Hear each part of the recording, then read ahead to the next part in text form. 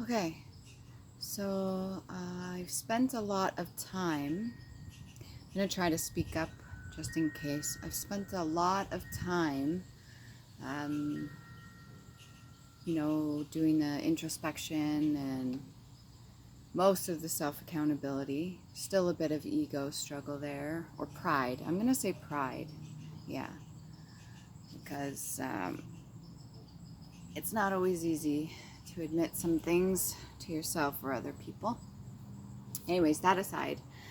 So I used to do videos that were like it's like telling a story when it comes to like the the Melusine and the mermaids and stuff like that. And one of which, when I personally was like sun tanning and I was laying there, I was laying like face down and I had my head to the boards.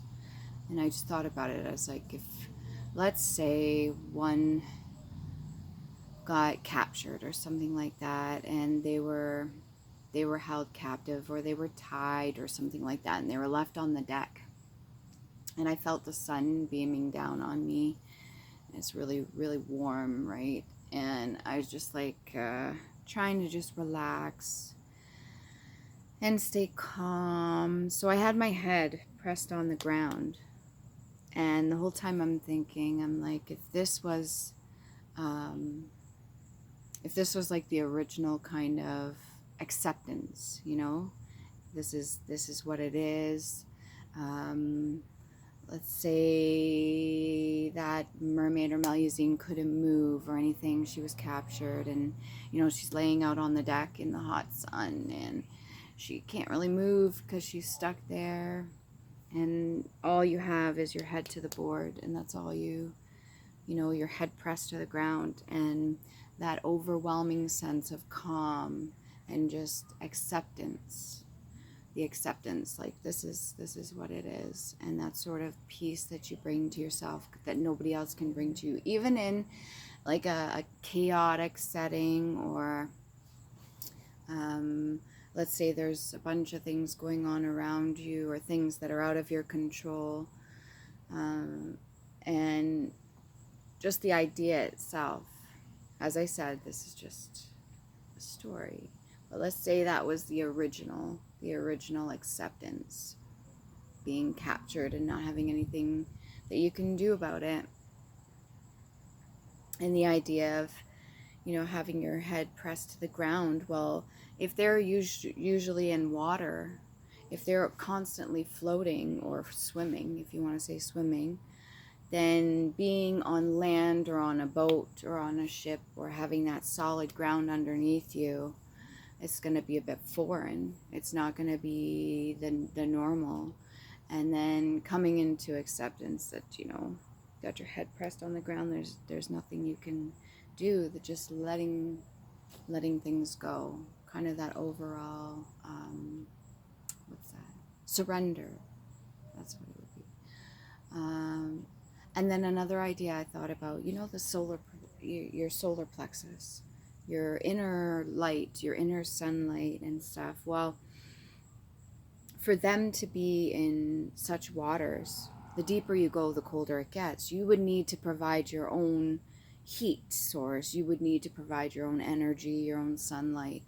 And when I say like getting your core in order, especially for chakras and stuff, but physically getting your core in order is very important.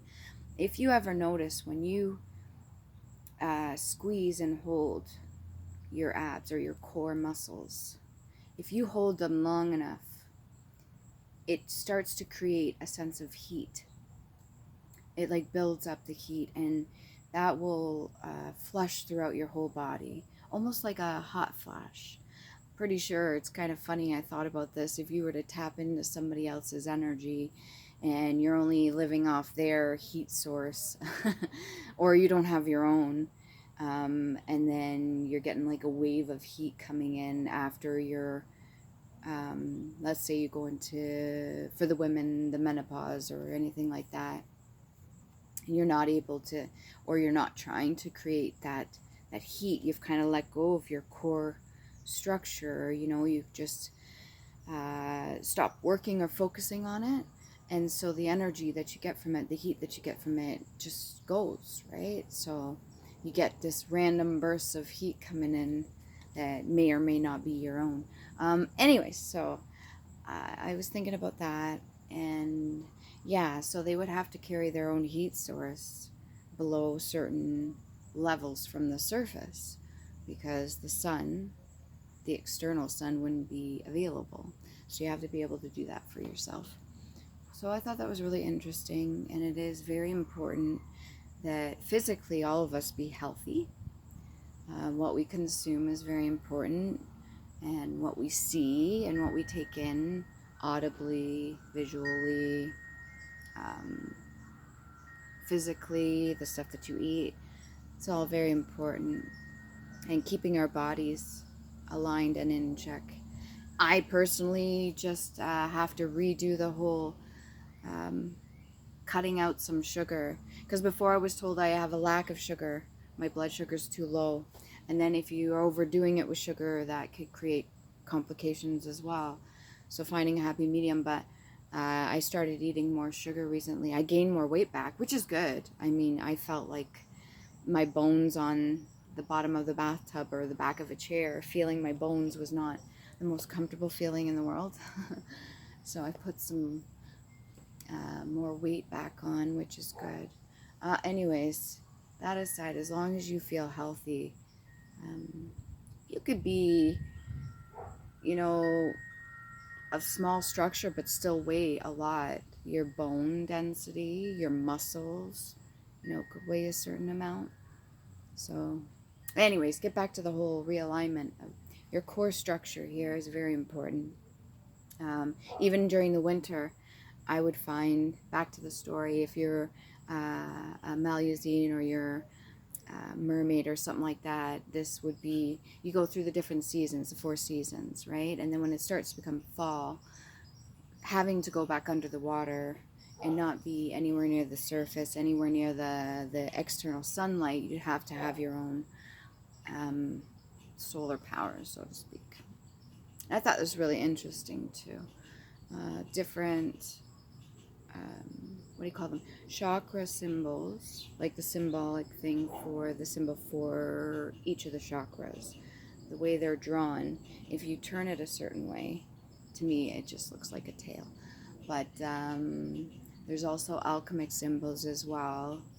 If you see autumn, winter, spring, summer, the way they're portrayed, it's really interesting to look at it. If you looked at it as a point, like a tail, it's really interesting too. Anyways, so yeah, I just wanted to jot that down. Thought it was really interesting. Hope you're all having a good weekend.